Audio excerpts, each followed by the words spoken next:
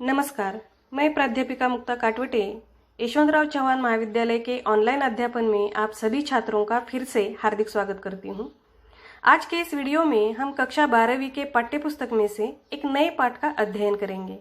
यह पाठ एक कविता है जिसका शीर्षक है चुनिंदा शेर और इसके कवि हैं कैलाश सेंगर जी। यह पाठ हमारे पाठ्यपुस्तक हिंदी युवक भारती में से पाठ क्रमांक 9 है। इस पाठ में हम कैलाश सेंगर जी के कुछ चुनिंदा शेरों का अध्ययन करने वाले हैं। इन शेरों का अध्ययन करने से पहले हम कवि कैलाश सेंगर जी का जीवन परिचय देखेंगे। कवि कैलाश सेंगर जी का जन्म 16 फरवरी 1954 को महाराष्ट्र के नागपुर में हुआ। इनके लेखन की भाषा सहज, सरल एवं हिंदुस्तानी है। इनकी रचनाएं सामान्य आदमी की जिंदगी में घुली वेदना, प्रश्न, भावना और उसकी धड़कन को व्यक्त करती है। कवि कैलाश सेंगर जी एक लोकप्रिय गजलकारों में से एक हैं।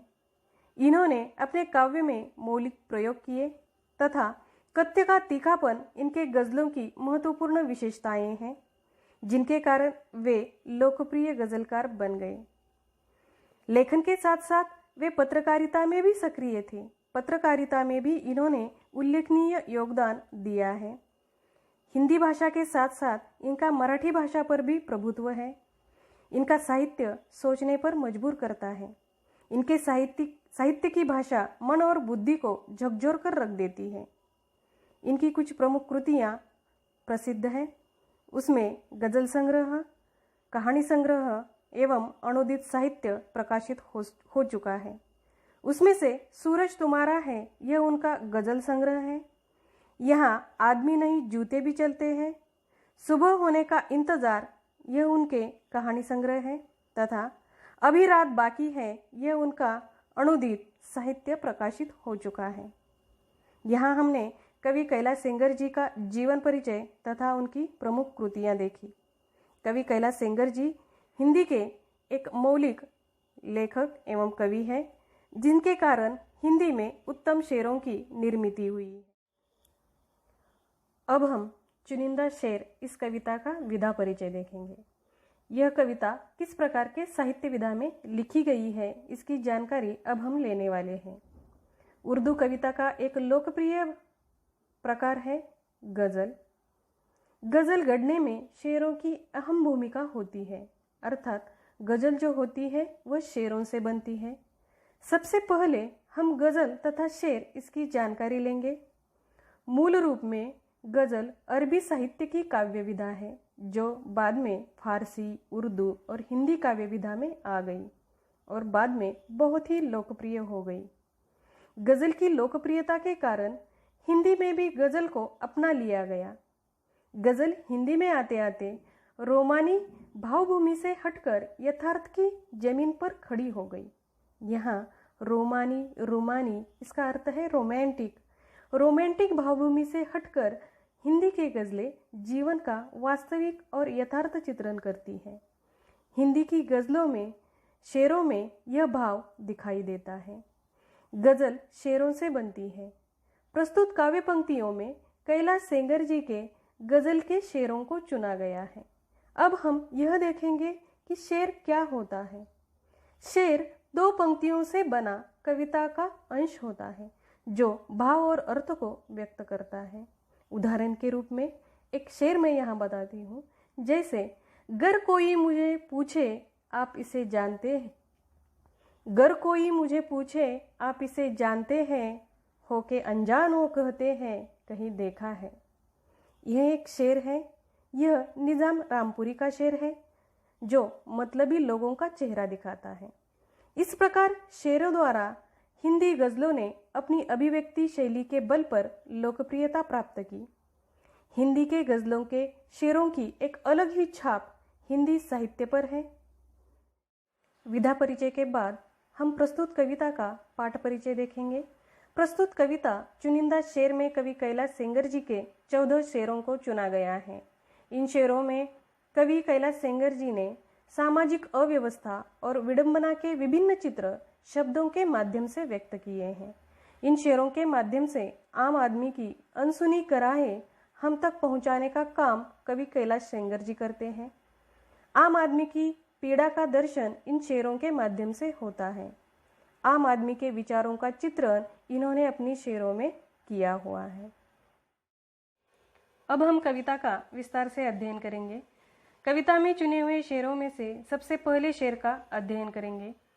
कविता का पहला शेर इस प्रकार का है। गजलों से खुशबू बिखराना हमको आता है, गजलों से खुशबू बिखराना हमको आता है, चट्टानों पर फूल खिलाना हमको आता है, चट्टानों पर फूल खिलाना हमको आता है। अर्थात यहाँ पर कवि अपने गज़लों की बातें करते हुए कहते हैं कि मेरी गज़लों में बहुत क्षमता है, इन गज़लों से मैं खुशबू बिखेर सकता हूँ। मतलब अपनी गज़लों से वे अच्छे विचार पाठकों तक पहुँचा सकते हैं, जिससे पाठकों का जीवन अच्छा सुंदर बन सकता है। उसी तरह वे कहते हैं कि हमें चट्टानों पर फूल खिलाना भी आता है। यहाँ पर चट्टानों पर फूल खिलाना इस शब्द का अर्थ है कड़ी मेहनत से खुशहाली पाना। इसका अर्थ यह होता है कि कठिन से कठिन कार्य भी क्यों न हो, अगर हम ठान लेते हैं और उसके लिए जी तोड़ मेहनत करते हैं तो उस कार्य में हम सफल होते हैं, हमें सफलता प्राप्त होती है। ठान ले, कोशिश करे, कड़ी मेहनत करे तो कोई भी कार्य नामुमकिन नहीं होता। जैसे यदि कोई चाहे तो चट्टानों पर भी फूल उगा सकता है, हरियाली ला सकता है। माटी में तो फूल उगते हैं क्योंकि वहाँ की स्थिति उसके लिए अनुकूल होती है, परंतु प्रतिकूल परिस्थिति में भी इस काम को करने की क्षमता अगर हो तो उसके कदम सफलता चूमती है, उसे कोई भी हरा नहीं सकता।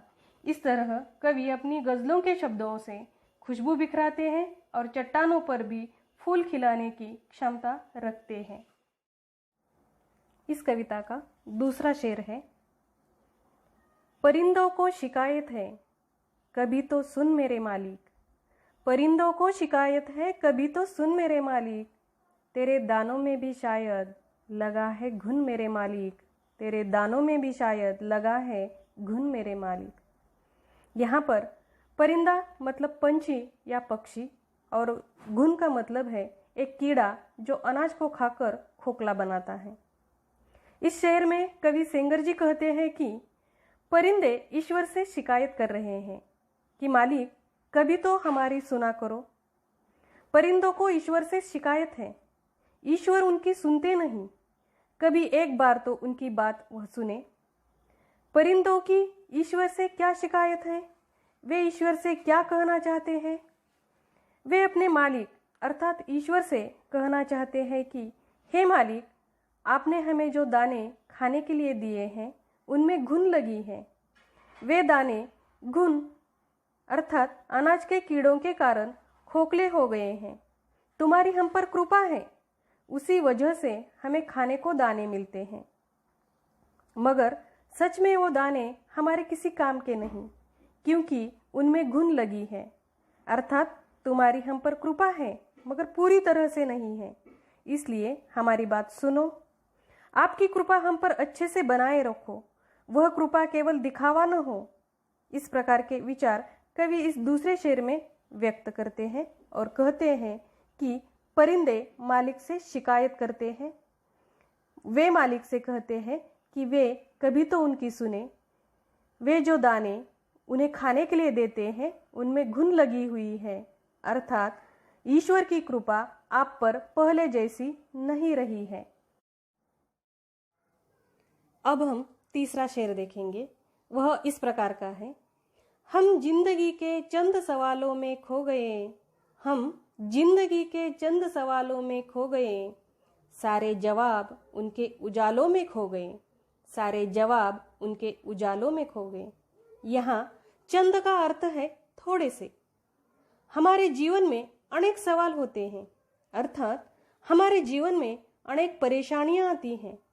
यह परेशानियां बहुत सारी नहीं होती, चंद होती है, कुछ थोड़ी ही होती है, मगर इन चंद परेशानियों में हम इतने खो जाते हैं, इन चंद सवालों में हम इतने खो जाते हैं कि बाकी की अच्छी बातें, अच्छे विचार, अच्छी जिंदगी हमें दिखाई नहीं देती। इन परेशानियों पर हम मात कर सकते हैं।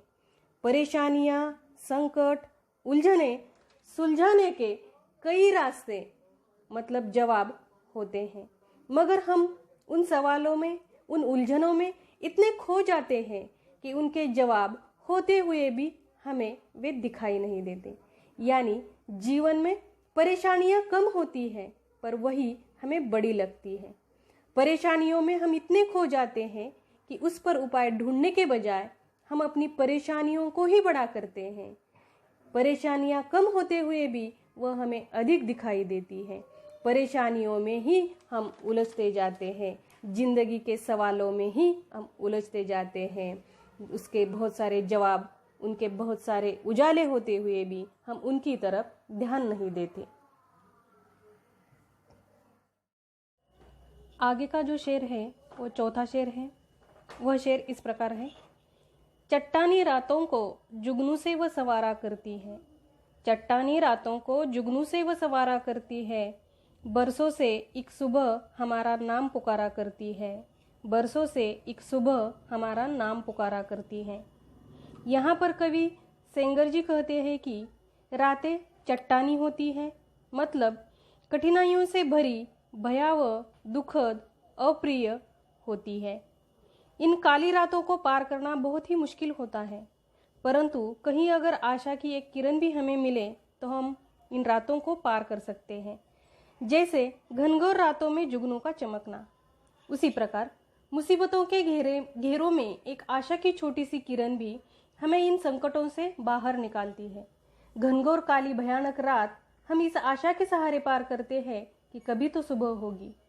सुबह की रोशनी रात के अंधेरे को दूर कर देती है, अर्थात छोटी सी उम्मीद भी हमें बड़े से बड़े संकट को सहने की ताकत देती है। उम्मीद ही हमारे जीवन का सहारा होती है।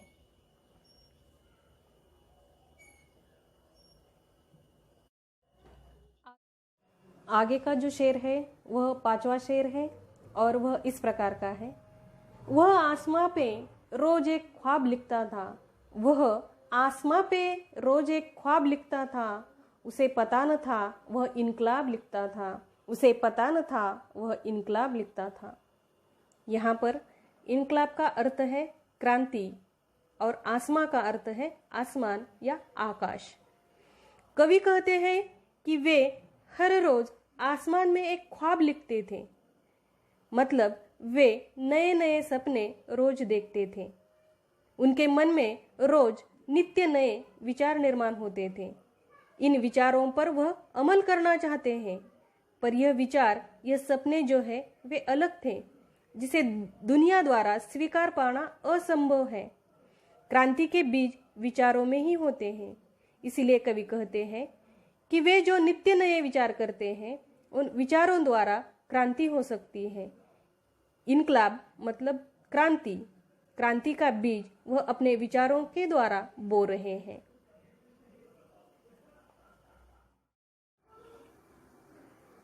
आगे हम जो सेंगर जी का शेर पढ़ने वाले हैं वह इस प्रकार का है।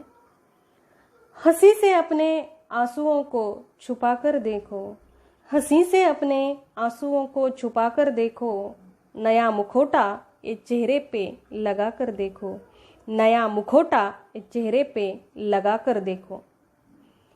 इस शेर में कवि कहते हैं कि व्यक्ति के जीवन में खुशी और गम, मतलब हंसी और आंसू आ जाते हैं। सुख, खुशी, हंसी बांटने के लिए सभी आते हैं, मगर जब आंसू मतलब दुख की घड़ियां आती है, तब हमारा साथ देने के लिए कोई नहीं आता। एक गीत आपने सुना होगा, सुख के सब साथी दुख में न कोय। इसलिए हमारे आंसुओं को हमारी हंसी के पीछे छुपाना चाहिए। मन के अंदर कितना भी दुख, गम या पीड़ा क्यों न हो, वह चेहरे पर नहीं दिखानी चाहिए। हंसी का मुखौटा चेहरे पर लगाना चाहिए। यह मुखौटा आवश्यक है, क्योंकि अगर हम अपने आंसू बहाते रहें, दुख का रोना रोते रहें, तो दुनिया हमारे दुख के कारण दुखी होने का नाटक करेगी और बाहर जाकर मजाक या हंसी उड़ाएगी। इसलिए कितने भी दुख क्यों न हो, उन्हें हंसी के मुखौटे के पीछे छुपाना आवश्यक है। रहीम जी ने भी यही बात एक दोहे में कही थी। वह यहाँ पर यथार्थ साबित होती है वह दोहा मैं बताती हूँ। रही मन निज मन की व्यथा, रही मन निज मन की व्यथा, मन ही राखो गोय, सुनी अठिला है सब बाटी न ले कोय। मतलब हमारे दुख जो होते हैं वह अपने मन में ही रखने चाहिए, दूसरों को बताने से कोई फायदा नहीं होता, वे दुख कोई नहीं बांटता।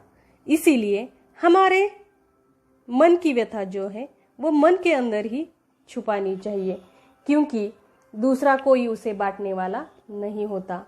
दुनिया तो सिर्फ दुख बांटने का दिखावा करती है, इसलिए हमेशा यही करना चाहिए। सेंगर जी के अनुसार दुखों को हंसी के मुखौटे के पीछे छिपाना चाहिए और यही बेहतरीन उपाय है। इस प्रकार आज हमने चुनिंदा शेर इस कविता के कैलाश सेंगर जी के 6 शेरों का अध्ययन किया, जिसमें कवि सेंगर जी ने आम आदमी की पीड़ा को अभिव्यक्त किया है। यह शेर आम आदमी की पीड़ा को व्यक्त करने का सशक्त माध्यम बने हैं और यह कवि ने एक अच्छा और उत्कृष्ट प्रयास किया हुआ है। बाकी बचे हुए 8 शेरों का अध्ययन हम अगले वीडियो में करेंगे।